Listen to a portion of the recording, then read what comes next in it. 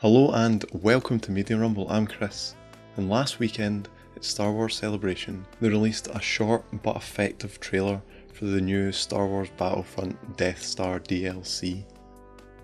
The trailer opens with the camera panning over a Star Destroyer travelling through space, and then as the Imperial March rises in volume we get to see the battle lurking underneath this Star Destroyer.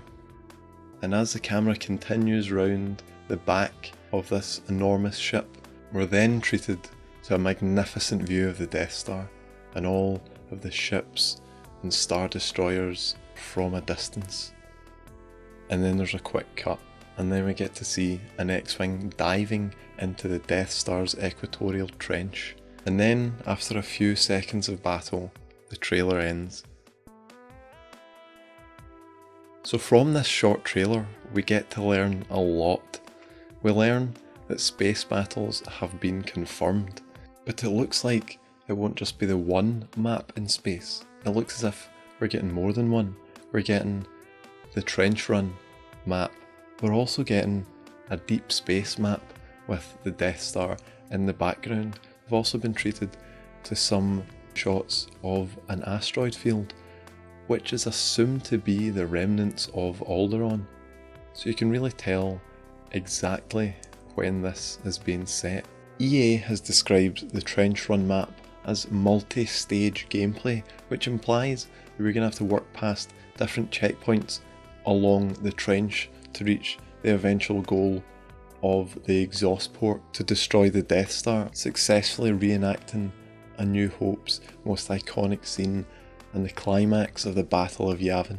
And more importantly, it says we'll get to take off and fly down the trench, which implies there's more than just random flying spawns. As well as this trailer, EA has revealed that the two new heroes for the DLC will be Chewbacca and Bosk, and we're also treated to a nice little bit of art of Chewie running through a hangar inside the Death Star with a heavily damaged Rebel transport in the background. As well as Chewie and Bosk, we're getting some new star cards, some new weapons, and more importantly, some new vehicles.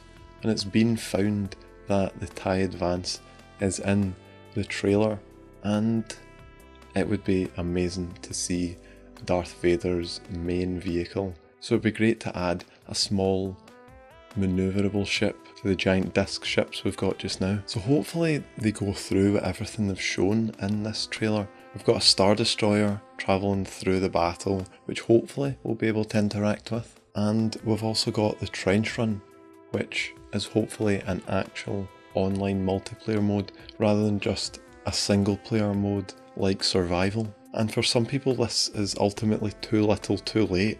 It's something that people believe should have been in the original game, and this is just making people pay for something that they deserved.